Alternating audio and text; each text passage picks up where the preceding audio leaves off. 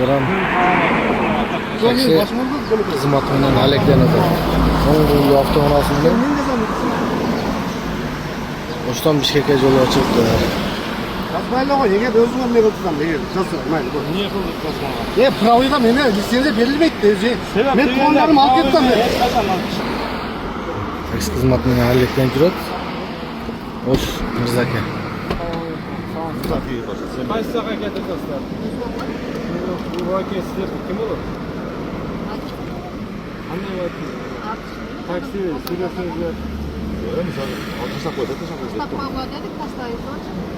Qancha so'mdan tashladi?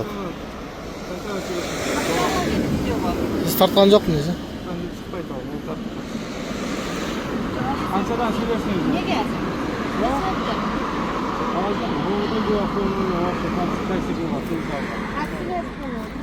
Yoldan söyleshib turgan ekan.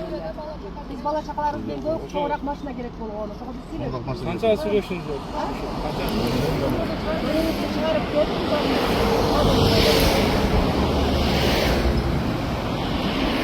Bunu da sonra yapmak